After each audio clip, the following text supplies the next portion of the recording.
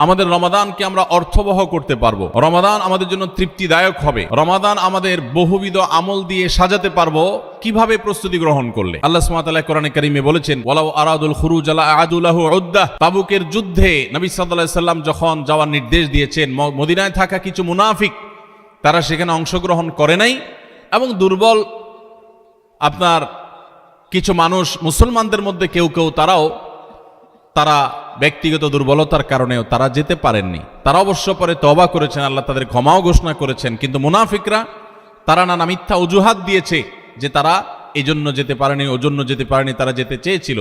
আল্লাহ তাআলা তাদের খণ্ডন করে বলেছেন, ওয়ালাউ আরাদুল খুরুজ লা আ'আদু লাহু উদ্দাহ। মুনাফিকরা যারা তাবুক যুদ্ধে যায়নি তারা এখন নানা অজুহাত এবং খোঁড়া যুক্তি দাঁড় করাচ্ছে যে আমরা এই জন্য যাইনি, ওই জন্য যাইনি, না হলে আমরা যেতাম। আল্লাহ বলেছেন যে তারা যদি যাওয়ার সদিচ্ছা রাখতো তাহলে আগে থেকে তারা প্রস্তুতি নিত, তাদের প্রস্তুতি দেখে বোঝা যেত যে তাদের যাওয়ার সদিচ্ছা আছে কি নাই। যেহেতু তারা আগে থেকে কোনো প্রস্তুতি নেয় নাই, তাহলে বোঝা গেল তাদের যাওয়ার কোনো সদিচ্ছা ছিল না। এই আয়াত থেকে বোঝা যায় রমাদান আসছে, আমরা রমাদান মাসে ইবাদত বন্দেগী নেক আমল যদি করার সদিচ্ছা থাকে তাহলে আগে থেকে আমাদের প্রস্তুতি দেখে বোঝা যাবে যে আমাদের রমজানে ইবাদত করার নিয়ত আছে না নাই। সম্মানিত উপস্থিতি, আমরা সাধারণত রমাদানের প্রস্তুতি নেই কিভাবে? যারা মুদি দোকানদার তারা তাদের দোকানে চিনি, বেগুন, যারা শাকসবজির ব্যবসা করেন অথবা যাদের কাছে ফ্রিজ আছে তারা কাঁচামরিচের দাম বেড়ে যাবে, সবজি কিছু কিছু বেড়ে যাবে, এগুলো সরায় রাখেন। তারপরে যে সমস্ত জিনিসপত্রের দাম বাড়তে পারে, খেজুর, ছোলা, চিনি, এগুলো, তেল, এগুলো সব সরায় রাখেন, কারণ রমাদান আসলে ক্রাইসিস তৈরি হতে পারে, তখন সেগুলো বাহির করে অধিক মুনাফা করবেন। অনেক দোকানদারের রমজানের প্রস্তুতি হলো কিভাবে মানুষকে ঠকায়া টাকা কামাই করবেন সেই বন্দোবস্ত করা, এটা হলো তার রমজানের প্রস্তুতি। আর আমরা যারা ঠিক ঠিক বলতেছি, আমাদের অনেকের রমজানের প্রস্তুতি হলো রমজান আসছে সেজন্য আমরা বেশি বেশি করে ছোলা, চিনি, বেগুন, বেসন, আমাদের খেজুর, যত রকমের তেল ইত্যাদি খাদ্য ভোজ্য পণ্য আছে সেগুলো সব কিনে বাসায় স্তূপ করে ফেলি, কারণ রমজান আসতেছে, আমাদের প্রচুর খাইতে হবে। খাওয়ার মাস আসতেছে, যে মাসে সকালে আপনার ইফতারে, সাহারিতে, রাতে, তারাবির আগে, তারাবির পরে নানা সময় আমাদের শুধু খাইতে থাকতে হবে, যেহেতু অনেক বেশি খাওয়া লাগবে। এই জন্য আমাদের রমজান আসলে প্রস্তুতি হয়, এই সমস্ত খাবার আইটেম কিনতে কিনতে আমরা অস্থির থাকি, ঠিক না ঠিক? এই হলো আমাদের রমজানের প্রস্তুতি, অথচ এটা রমজানের আসল প্রস্তুতি না। রমজান তো খাওয়ার মাস না ভাই, রমজান তো ইবাদতের মাস, কিন্তু আমাদের আচরণ দেখে মনে হয় এটা খাবারের মাস আসছে। আমাদের সংশ্লিষ্ট ডিপার্টমেন্টগুলো নাজেহাল তাদের অবস্থা হয়ে যায়, তারা অস্থির এবং ব্যাকুল হয়ে যায় যে কিভাবে বাজার নিয়ন্ত্রণ করবেন। প্রতি বছর বাজারে দেখা যায় ক্রাইসিস সৃষ্টি হয়, কারণ এত খাওয়া খায় মানুষ যে রমাদানের আগে রীতিমতো আলাদা অতিরিক্ত আমদানি করেও বাজার নিয়ন্ত্রণ করা যায় না, অথচ মানুষ দেশে আগে যেগুলো ছিল রমজানে সেগুলাই আছে, কিন্তু এত পরিমাণ খাই আমরা যে রীতিমতো টান পড়ে যায়, রমজানের উদ্দেশ্যটাই ব্যাহত হয়। ভাইরা আমার, তো খাবারের প্রস্তুতি নেওয়া, খাদ্য মজুত করা, খাদ্য কেনাকাটা করে স্তূপ দেওয়া, এটা রমাদানের প্রস্তুতি না। রমাদানের আসল প্রস্তুতি কি? আজ আমরা সেরকম কিছু প্রস্তুতির কথা আপনাদেরকে শোনাবো ইনশাআল্লাহ তাআলা। ভাইরা আমার, রমাদানের প্রস্তুতির অংশ হিসেবে আমাদের পূর্বসূরি সোনালী যুগের স্বর্ণ মানব সালাফে সালেহীন তারা রমাদানের 6 মাস আগে থেকে প্রস্তুতি গ্রহণ করা শুরু করতেন, যে রমাদান আসছে, আমাকে ইবাদতবন্দি করতে হবে।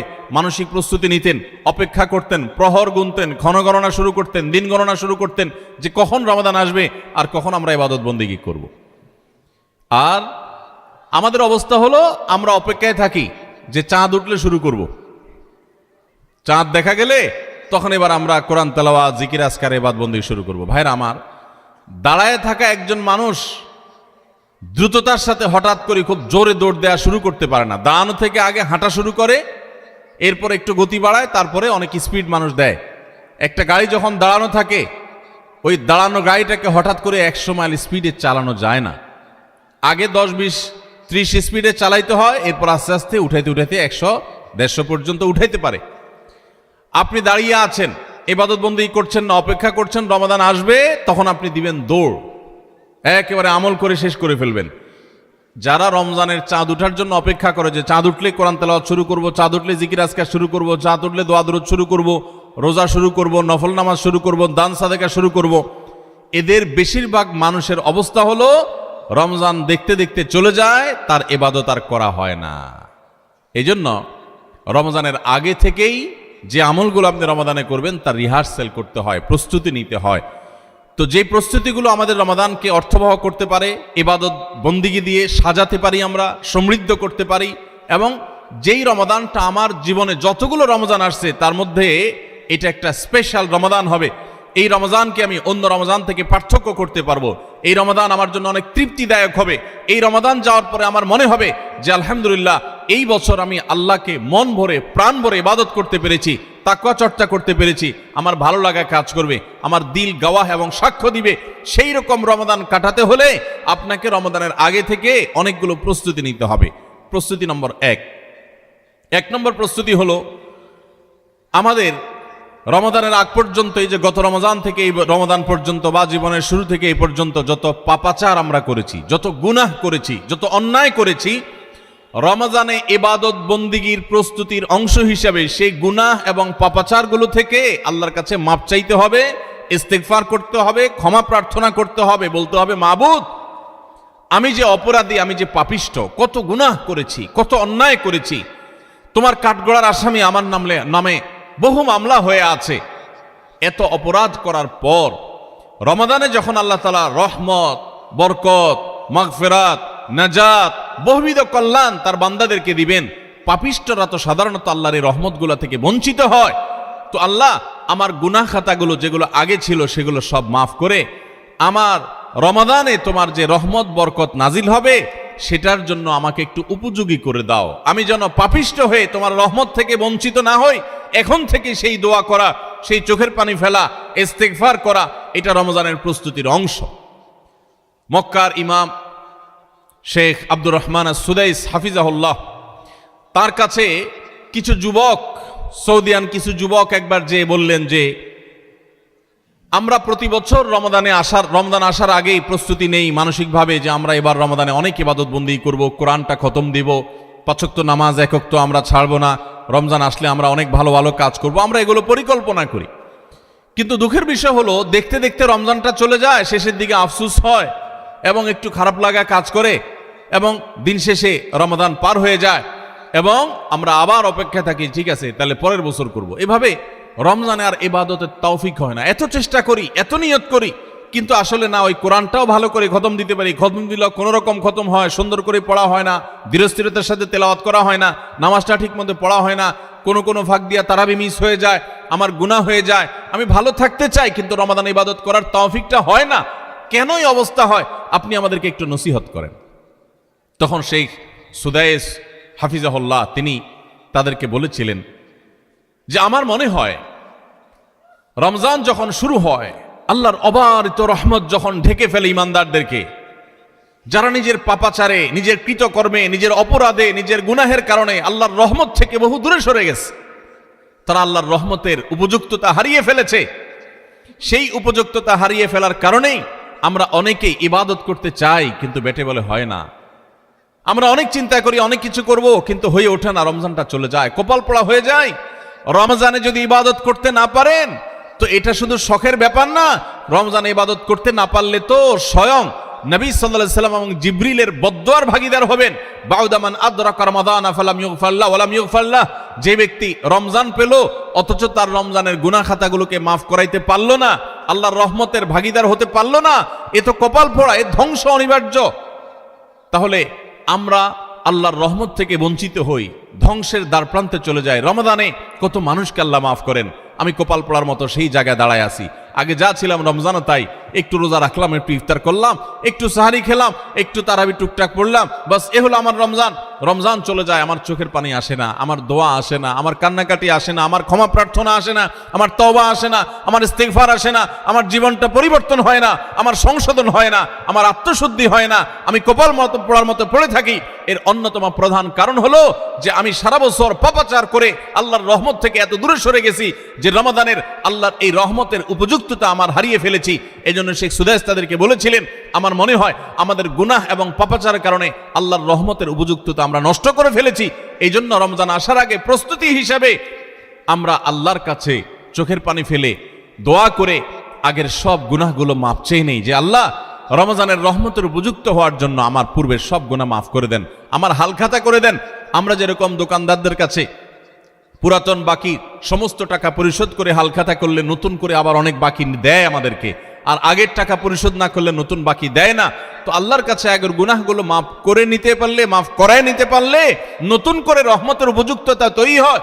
এই জন্য রমজানের প্রস্তুতির অংশ হিসেবে প্রথম প্রস্তুতির কথা বলেছি, আল্লাহর কাছে আসুন, নিজের কৃত পেছনের সমস্ত গুনাহ, সমস্ত খাতা, সমস্ত ভুল, সমস্ত বিচ্যুতি, সমস্ত ত্রুটি, সমস্ত পাপাচার, সমস্ত জুলুম, যত অন্যায় করেছি, চোখের গুনাহ করেছি, মুখের গুনাহ করেছি, মোবাইলে গুনাহ করেছি, ফেসবুক ইউটিউব মোবাইল করেছি, যত গুনাহ করেছি সমস্ত গুনাহ থেকে আল্লাহর কাছে মাফ চাই এবং দোয়া করি, আল্লাহ তুমি সব গুনাহগুলো মাফ করো, তুমি আহকামুল হাকিমিন, তুমি গফুরুর রহিম, তুমি সবকিছু করতে পারো।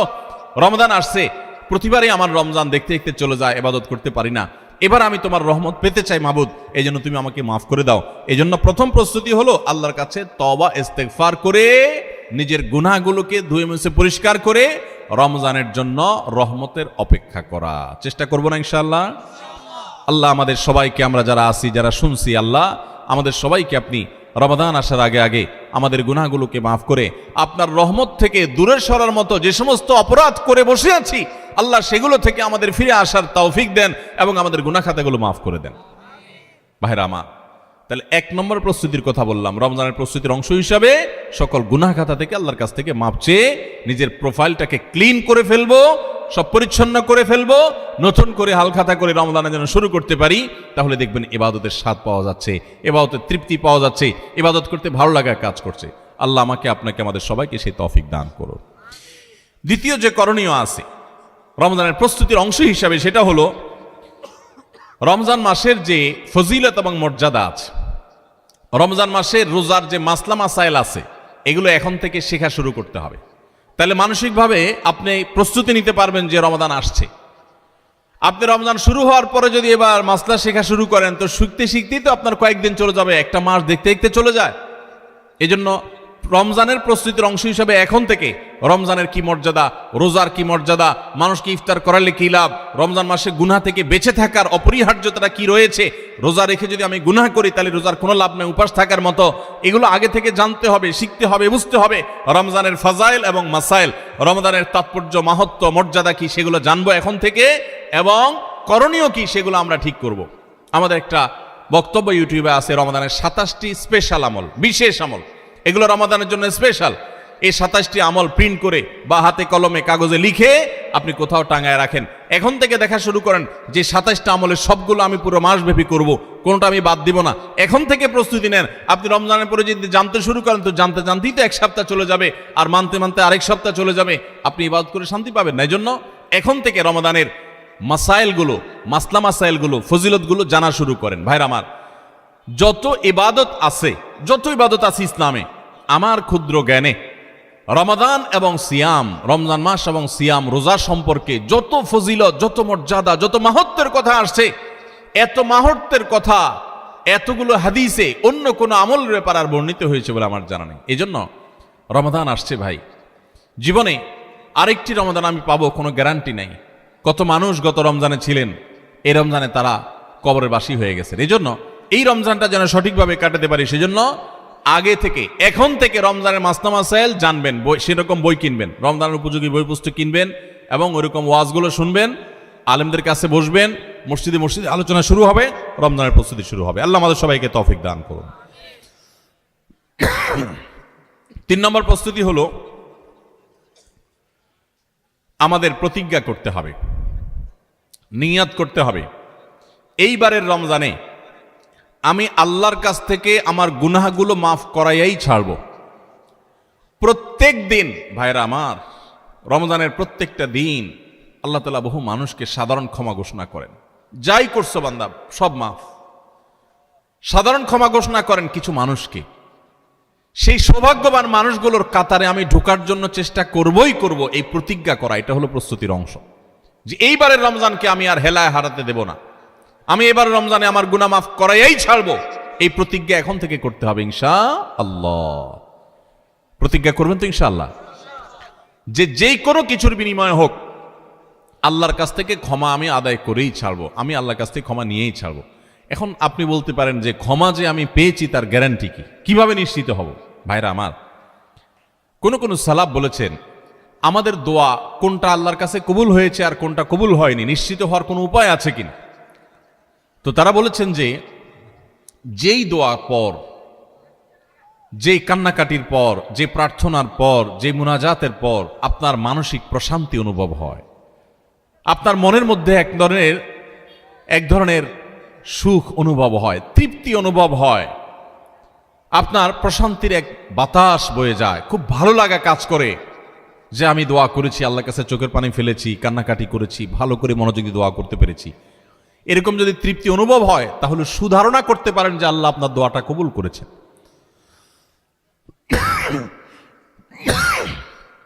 ফ্যান ট্যান নাই আপনাদের এখানে? ফ্যান নাই না? বাতাস উদাস করেন না, পাকা পাকা দিয়ে না।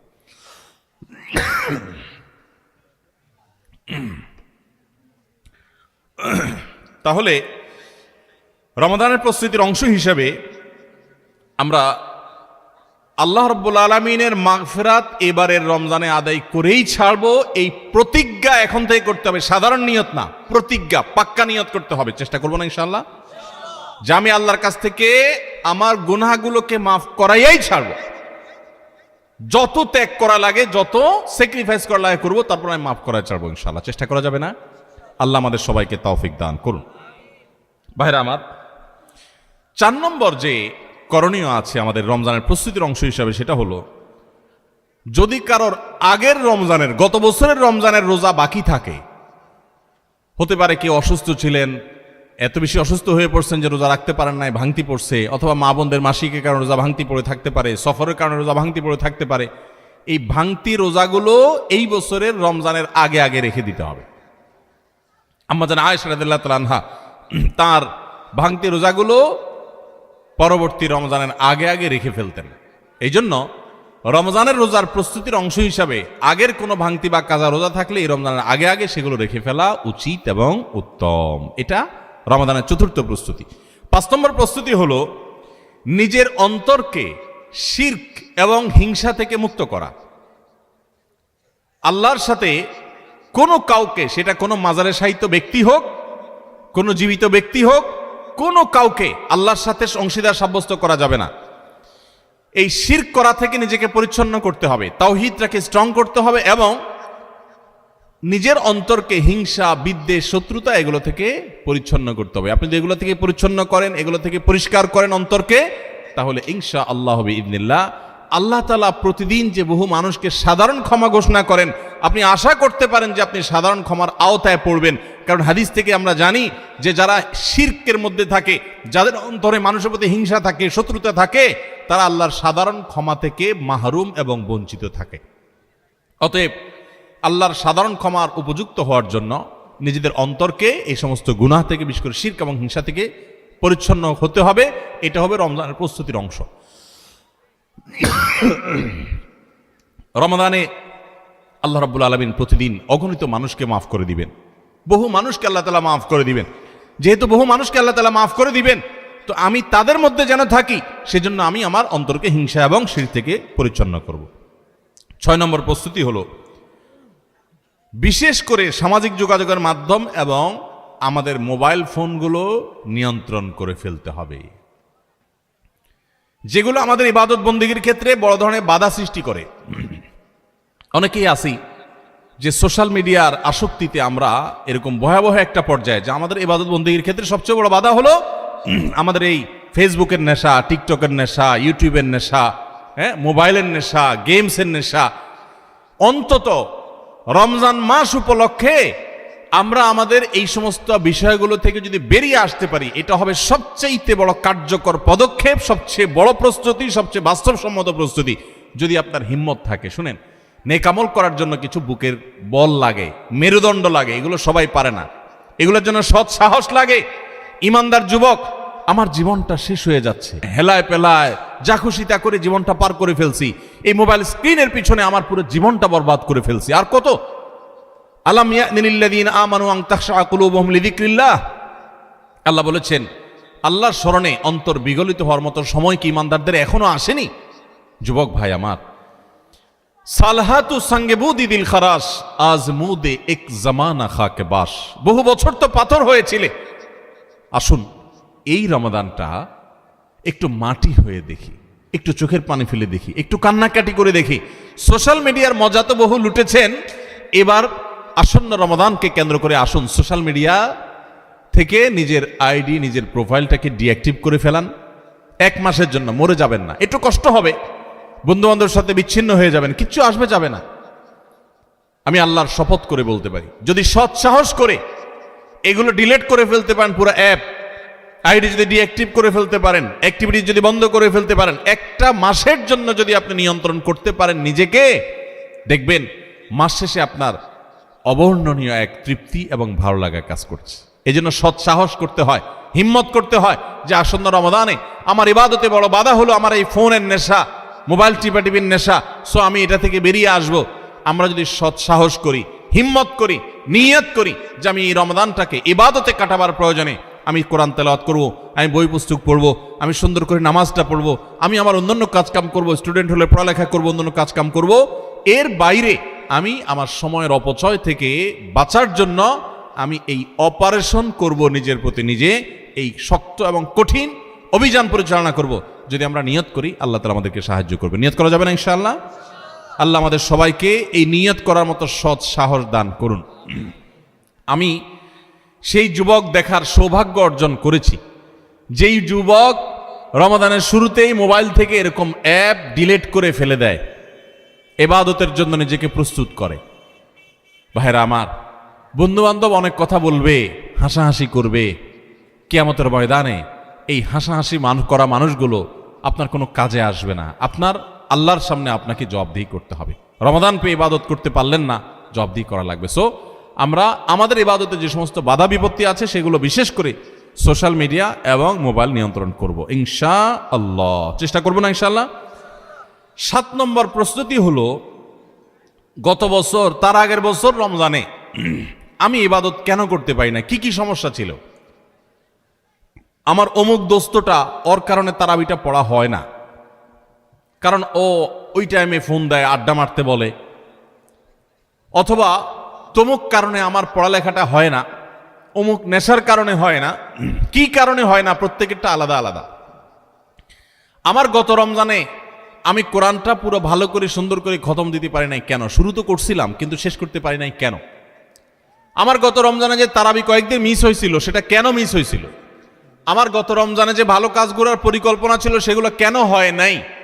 সেই বিষয়গুলো আমাদের চিহ্নিত করতে হবে, খুঁজে বের করতে হবে, বের করে এইবারের রমাদানে যেন সেগুলো রিপিট না হয়, সেগুলো যেন আর পুনরায় দেখা না দেয়, আগে থেকে সিদ্ধান্ত নিতে হবে এবং প্ল্যান করতে হবে যে আমার গত রমজানে কি সমস্যা ছিল, ও শেষের দশকে যে আল্লাহ লাইলাতুল কদর রেখেছেন, ওই দশকটাতে আমার ঈদের কেনাকাটার কারণে আমি এগুলো করতে পারি নাই, তাহলে এবছর ঈদের ঝামেলা আমি আগেই সেরে ফেলবো। আমি বাড়ি যাওয়ার নাম করে যাইতে একদিন, আসতে যাইতে একদিন, পথে একদিন, যাওয়ার পরে আবার শরীরকে ফ্রেশ করতে আরেক দিন, আমার শেষের 27তম রাত, আমার 28তম রাত, শেষের রাতগুলো ইবাদত করতে পারি নাই, মার্কেটে ঘুরছি, শপিং মলে ঘুরছি, আমার জিন্দেগি বরবাদ করছি। তাহলে গত বছর আমার ইবাদতের ক্ষেত্রে যেগুলো বাধা ছিল, যেগুলো কাঁটা ছিল, এই বছর সেগুলোকে আগে থেকে দূর করার পরিকল্পনা করতে হবে। এটা হলো রমজানের প্রস্তুতি। কথা বুঝেন নাই? মা বোনরা ইফতার বানাইতে বানাইতে ইফতারের আগে দোয়া কবুল হয়, মূল্যবান সময়টা নষ্ট করে ফেলছেন, পারেন নাই। তো এই বছর পরিকল্পনা করেন যে আগে থেকে যেই জিনিসগুলো তৈরি করে রাখা সম্ভব, যতটুকু গোছায় রাখা সম্ভব সেগুলো গোছায় রাখবো। আর পরিবারের সদস্যদেরকে নিয়ে বসেন, এবার আমরা সবাই একটু ভালো করে ইবাদত করতে চাই, হেয়ালিপনা করতে চাই না। আমরা রমাদান খেয়ে পরে কাটানোর জন্য আল্লাহ দেন না, ইবাদতের জন্য দিয়েছেন। এই রমাদানের মূল্য এত বেশি যে এই রমাদান চলে যাচ্ছে, আমরা বেশিরভাগ মানুষ উপলব্ধিও করতে পারছি না, অথচ এই একটা রমাদান আমার গোটা জীবনকে পরিবর্তন করার জন্য যথেষ্ট। আপনারা জানেন জান্নাতের একটা স্পেশাল গেট আছে, নাম হলো রাইয়ান। এই রাইয়ান নামক গেট দিয়ে আল্লাহ রাব্বুল আলামিন শুধুমাত্র রোজাদারদেরকে প্রবেশ করার সুযোগ দিবেন, যারা রমাদান ইবাদত বন্দেগী করেছে, আল্লাহর নাফরমানি থেকে বেঁচে থেকেছে, তাকওয়ার জীবন অবলম্বন করেছে। আল্লাহ তাদের মর্যাদা দিবেন ওই স্পেশাল গেট দিয়ে প্রবেশ করে। এই জন্য জাহান্নাম থেকে বাঁচার জন্য, জান্নাত লাভের জন্য পরিবারের সদস্যদেরকে নিয়ে বসেন যে আমাদের এবারের রমাদানে আমরা ইবাদত করব। আমাদের গত রমজানে ইবাদত কেন হয় নাই? কারণ ইফতারিতে আমাদের 10 আইটেম না হইলে হয় না, এবার আমরা আইটেম কমাই। আমরা একটু খাবার পরিমাণ কমাই, যেই খাবার খেতে আমাদের ঝামেলা হইতো আমরা করব না। যদি কোনো মহিলার ইফতারের প্রস্তুতি ইবাদত না হয়, সাহারির সময় তার ঝামেলা তৈরি হয়, তাহলে এগুলো আগে ভাগে প্ল্যান করতে হবে কিভাবে কমানো যায় ঝামেলাগুলো। হয় পরে করব, নয় আগে করব, নয় পরিবারের সদস্যদের সাহায্য নিব, নাহলে আইটেম কমাবো, কিভাবে হতে পারে প্ল্যান প্রোগ্রাম করতে হবে। বেড়াবেড়ি, দাওয়াত খাই, হ্যাঁ, ইফতার পার্টি, সাহারি পার্টি, এগুলো করতে গিয়ে আমার ইবাদত হয় নাই, সো আমি এবছর সেগুলো করব না। এজন্য গত বছরের সমস্যাগুলো চিহ্নিত করে সেগুলো থেকে এবার দূরে থাকার চেষ্টা করতে হবে। এটা হলো 7 নম্বর প্রস্তুতি। 8 নম্বর প্রস্তুতি হলো রমজানের যে আমলগুলো আছে, রমজানের ওই যে বললাম 27টা স্পেশাল আমল আছে হাদিসের আলোকে, 27টা। রমজানের সবচেয়ে বড় আমল কি ভাই? রমজান মাসের সবচেয়ে বড় আমল কোনটা? সবচেয়ে বড় আমল হলো রোজা রাখা। রোজা রাখার চেয়ে বড় কোনো আমল আছে? রমজানের দ্বিতীয় আমল হলো রাতে তারাবি পড়া। তৃতীয় আমল হলো কোরআনে কারীমের তেলাওয়াত করা। আল্লাহর কাছে দোয়া করা আরেকটা আমল। উমরার তৌফিক থাকলে উমরা করা আরেকটা আমল। নবী সাল্লাল্লাহু আলাইহি ওয়াসাল্লাম রোজা রেখে প্রচুর মিসওয়াক করতেন, সেটা আরেকটা আমল। শেষ দশকে ইতিকাফ করা, সেটা আরেকটা আমল। শেষ দশকের বেজর রাতগুলোতে ইবাদতের চেষ্টা করা, সেটা আরেকটা আমল। লাইলাতুল কদর পাওয়ার চেষ্টা করা আরেকটা আমল। লাইলাতুল কদর পেয়ে গেলে আল্লাহুম্মা ইন্নাকা আফুউন তুহিব্বুল আফওয়া ফা'ফু আন্নি পড়া আরেকটা আমল। এই রকম 27টি আমল স্পেশাল আছে রমাদানের জন্য, যেগুলো কোরআন এবং হাদিস থেকে প্রমাণিত।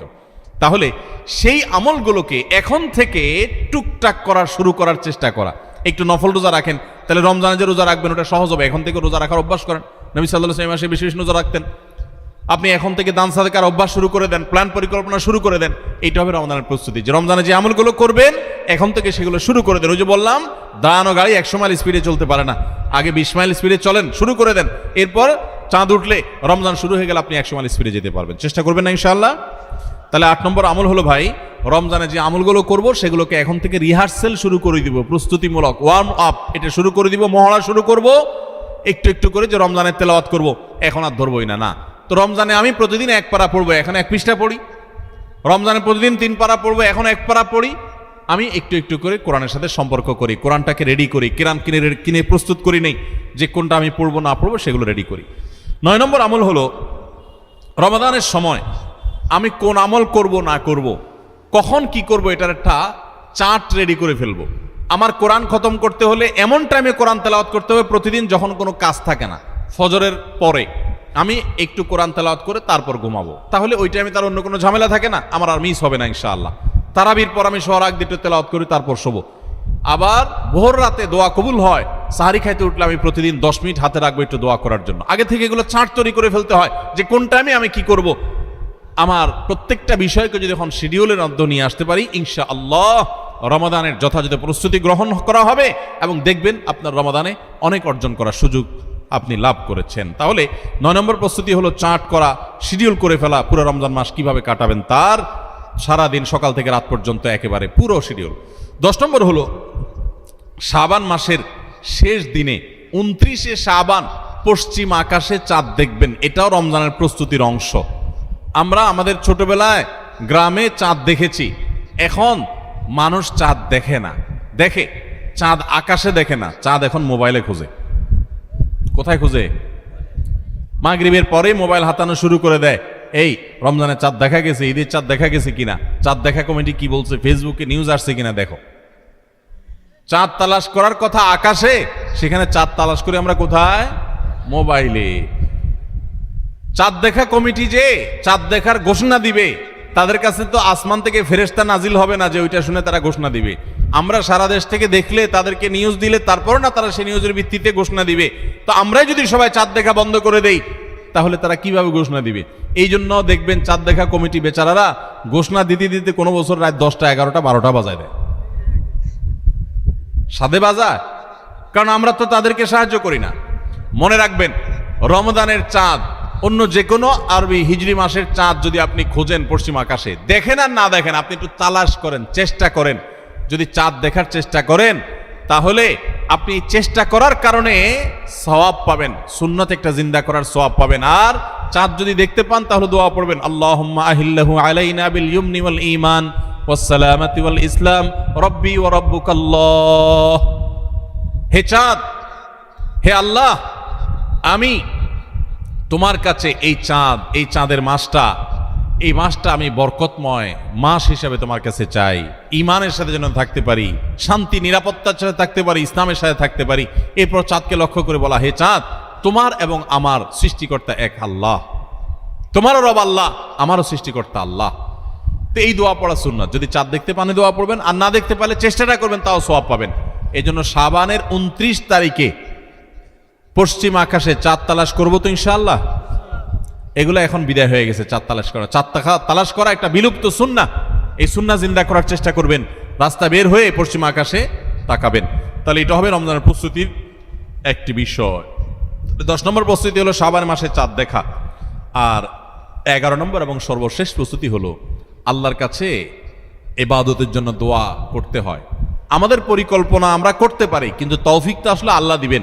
এই জন্য আমার পরিকল্পনাগুলো করে আমি বলবো, আল্লাহ আমি চাটও তৈরি করেছি, রমজানে মাসালা জানার জন্য বইও কিনেছি, আমি কোরআনও তো রেডি করেছি, তেলাওয়াতও শুরু করে দিয়েছি, টুকটাক নফল রোজা রেখে আমার প্রস্তুতিও শুরু করে দিয়েছি। আমি আমার জায়গা থেকে যা করতে পারার আমি করছি। মাবুদ, এবারের রমজানটাতে তুমি আমার একটু ইবাদত করার তৌফিক দিও। ভাইরা আমার, আপনারা অনেকেই অনেক স্বাদ জীবনে আস্বাদন করেছেন, আড্ডা মেরে বন্ধু বান্ধবের সাথে একান্তে কাটিয়ে বিভিন্ন রকমের কাজ করে মজা অনেক লুটেছেন।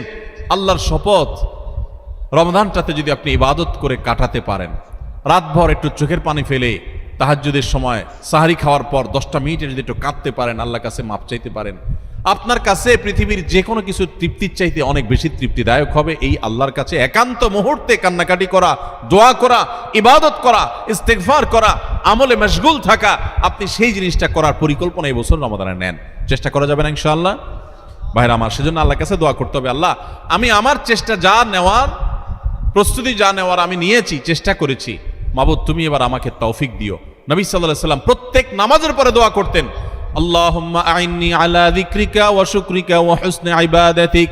ও আল্লাহ, তোমার কাছে আমি সাহায্য চাই যেন তোমার সুন্দর করে ইবাদত করতে পারি, যেন তোমার স্মরণ আমি সুন্দর মতো করতে পারি, হ্যাঁ, তোমার কৃতজ্ঞতা শুকরিয়া যেন আদায় করতে পারি, সেই তৌফিক তুমি দাও। আল্লাহর কাছে তৌফিক চাইতে হয়। এই জন্য ভাইরা, রমাদানের সর্বশেষ এবং 11তম প্রস্তুতি বলেছি, আল্লাহর কাছে দোয়া চেয়ে নিতে হবে যে আল্লাহ তুমি আমাকে তৌফিক দিও। আল্লাহ তাআলা আমাদের সবাইকে রমাদানের এই সবগুলো প্রস্তুতি যথাযথভাবে করে আসন্ন রমাদানকে আমাদের জীবনে এক ব্যতিক্রমী রমাদান, সার্থক রমাদান, সফল রমাদান, তৃপ্তিদায়ক রমাদান এবং জান্নাত কামানো রমাদান, মাগফিরাত লাভ করা রমাদান হিসাবে কাটাবার তৌফিক নসিব করুন। খুব দোয়া করব দিল থেকে ভাই, খুব দোয়া করব, খুব চোখের পানি ফেলবো যে আল্লাহ রমাদানে যদি ক্ষমা না পাই তাহলে তোমার ফেরেশতার বদদোয়া, তোমার নবীর বদদোয়ার ভাগীদার হইতে হবে। এর চাইতে বড় হতভাগার কেউ নাই যে রমজান পাওয়ার পরও ক্ষমা পায় নাই, রমজান পাওয়ার পরও 5 ওয়াক্ত নামাজ ধরতে পারে নাই, রমজান পাওয়ার পরও কোরআন ধরতে পারে নাই, রমজান পাওয়ার পরও তার জীবনে পরিবর্তন হয় নাই, তাকওয়া শুরু করতে পারে নাই। এর চাইতে হতভাগা, এর চাইতে কপাল পড়া আল্লাহর জমিনে আরেকটা নেই। ভাইরা আমার, সেজন্য এবারের রমাদানটাকে আমরা একটু নড়ে চড়ে বসে ভিন্নভাবে কাটাবার চেষ্টা করি। আল্লাহ হে আরশে আজিমের মালিক, আপনি আমাদের সবাইকে তৌফিক দান করেন। আমরা চেষ্টা করব না ইনশাআল্লাহ ভাই রমাদানকে সুন্দরভাবে কাটাবার জন্য এখন থেকে প্রস্তুতি নিব না ইনশাআল্লাহ? আমি এক নজরে আবারও আপনাদেরকে এই 11টা প্রস্তুতির কথা বলে দিচ্ছি। সর্বপ্রথম প্রস্তুতি হলো রমাদানে যেন আমি ইবাদতের তৌফিক আল্লাহর কাছ থেকে পাই, রহমত যেন পাই, সেজন্য আমার পেছনের গুনাহগুলো থেকে আল্লাহর কাছ থেকে মাপ চেয়ে নিব। রমজানের প্রস্তুতির অংশ হিসাবে আগেরগুলো মাপ চাই নিব, আল্লাহ আমাকে মাফ করে দাও। বেশি বেশি ইস্তেগফার পড়বো, সাইয়্যিদুল ইস্তেগফার পড়তে পারি, আল্লাহুম্মা আনতা রাব্বি লা ইলাহা ইল্লা আনত। আল্লাহ আপনি আমার রব, আপনি ছাড়া সত্যিকারের কোনো মাবুদ নাই। খালাকতানি, আপনি আমাকে সৃষ্টি করেছেন, ওয়া আনা আবদুক, আমি আপনার গোলাম, ওয়া আনা আলা আহদিকা ওয়া ওয়াদিকা মাস্তাতাতু, যতটুকু পেরেছি আল্লাহ আপনার সাথে কৃত অঙ্গীকার আর ওয়াদাকে রক্ষা করার চেষ্টা করেছি। আউযু বিকা মিন শাররি মা সানাত, আল্লাহ আমি যে সমস্ত অপকর্ম নিজে করেছি আমি আপনার কাছে পানা চাই সেগুলোর ক্ষতি থেকে, এগুলোর কারণে যেন আমি বঞ্চিত না থাকি, রমাদানে কপাল পোড়াদের কাতারে যেন শামিল না হই, আমি যেন তৌফিক পাই। আউযু বিকা মিন শাররি মা সানাত আবু লাকা বিনিআমাতিকা আলাই, আল্লাহ যত নিয়ামত আপনি দিয়েছেন আমি স্বীকার করি। ওয়া আবু লাকা বিযামবি, আমি যত পাপাচার করেছি মাবুদ আমি স্বীকার করি। ফাগফিরলি ফাইন্নাহু লা ইয়াগফিরুয যুনুবা ইল্লা আনত, ও মালিক আপনি ছাড়া আর কেউ পাপাচার মাফ করতে পারে না, ইখতিয়ার কারণ নাই, আপনি একটু মাফ করে দেন। আল্লাহর কাছে মাফ চাইব, মাফ চেয়ে রমজানের জন্য প্রস্তুতি নিব, চেষ্টা করবো তো ইনশাআল্লাহ। নাম্বার 2, রমজানের ফাজাইল মাসাইল, মাহাত্ম্য, মর্যাদা, মাসলা মাসাইল এগুলো জানার জন্য এখন থেকে সেরকম বই পুস্তক কিনে পড়া শুরু করে দিব, ওইরকম আলোচনা শোনা শুরু করে দিব, জ্ঞান অর্জন করা শুরু করবো রমজান সংক্রান্ত। এটা দ্বিতীয় প্রস্তুতি। 3 নম্বর হলো আল্লাহর কাছে এইবারের রমজানে আমি মাগফিরাত এবং নাজাত পেতে চাই, ক্ষমা পেতে চাই, আল্লাহর রহমত পেতে চাই। এই জন্য দৃঢ় প্রতিজ্ঞা করব যে এবার আমি কিছু একটা করবো ইনশাআল্লাহ, এবং এটা সারাক্ষণ নিজেকে কল্পনা করতে থাকা, প্রস্তুত করতে থাকা মানসিকভাবে। নাম্বার 4 নম্বর প্রস্তুতি হলো আগের বছরের কোনো রোজা ভাঙতি থাকলে সেগুলো আদায় করে ফেলা। 5 নম্বর প্রস্তুতি হলো নিজের অন্তরকে শিরক এবং হিংসা, বিদ্বেষ, শত্রুতা এগুলো থেকে পরিচ্ছন্ন করা। কারোর প্রতি দুঃখ আছে, হিংসা আছে, দুঃখটা হিংসার লেভেলে চলে গেছে, তো আপনি সেই হিংসাটা দূর করে ফেলান, সবাইকে মাফ করে দেন, ফ্রেশ হয়ে যান, কারণ রমজান আসছে।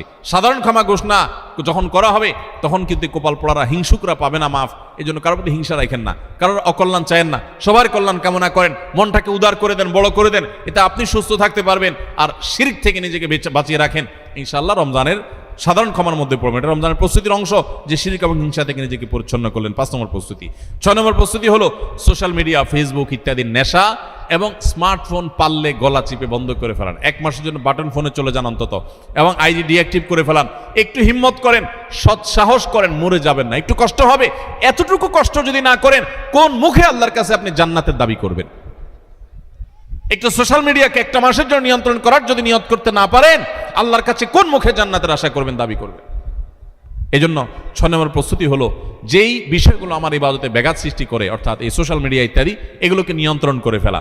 7 নম্বর হলো গত বছর রমজানে বা তার আগের বছরগুলোতে রমজানে আমার ইবাদতে যেসব বাধা ছিল, যাদের কারণে সমস্যা হয়েছে, ওই বন্ধুই আমার বন্ধুত্বের তালিকা থেকে বাদ দিয়ে ফেলতে হবে, ওই সার্কেল আমি ছেড়ে দিতে হবে, ওই আড্ডা আমার ছেড়ে দিতে হবে, ওই কাজ আমার ছেড়ে দিতে হবে, যেই কাজের কারণে আমার রমজানে ইবাদত হয় না, ওই কাজে আমি করব না। 1 মাসের জন্য নিজেকে স্যাক্রিফাইস করতে হবে। এটা রমজানের প্রস্তুতি, এখন থেকে প্ল্যান করে এগুলো বাদ দিতে হবে।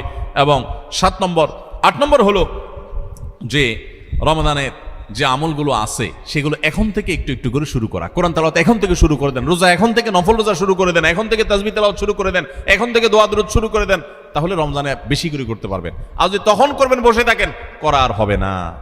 9 নম্বর প্রস্তুতি হলো যে রমজানে সকাল থেকে রাত পর্যন্ত কিভাবে সময় কাটাবেন, এটার জন্য এখন থেকে রুটিন তৈরি করে ফেলান, রুটিন, এবং সেই রুটিনটা টাঙায় ফেলান, এই রুটিন অনুযায়ী চলবো, এখন থেকে প্ল্যান করে ফেলান। 10 নম্বর হলো শাবানের শেষ দিন 29শে শাবান পশ্চিম আকাশে একটু চাঁদ তালাশ করেন, দেখেন কিনা, রমজানের প্রস্তুতির অংশ হিসাবে। আর 11 নম্বর সর্বশেষ প্রস্তুতি হলো আল্লাহর কাছে দোয়া করবেন, আমরা সবাই দোয়া করব আল্লাহ যেন আমাদেরকে রমাদান মাসটিকে যথাযথভাবে কাটানোর তৌফিক দান করে। চেষ্টা করবো না ইনশাআল্লাহ?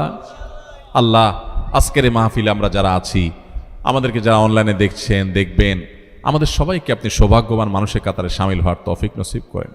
আল্লাহ বহু মানুষকে আপনি মাফ করে দিবেন, আমাদেরকে সেই ক্ষমাপ্রাপ্ত সৌভাগ্যবান মানুষদের কাতারে শামিল হওয়ার তৌফিক নসিব করেন।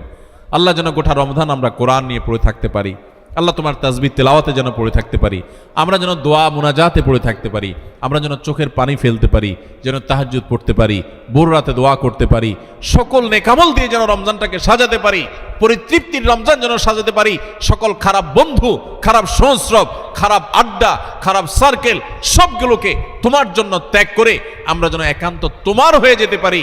আল্লাহ এই রমজানটা আমাদেরকে সেভাবে কাটানোর তৌফিক দান করো। সবাই চেষ্টা করবো তো ইনশাআল্লাহ।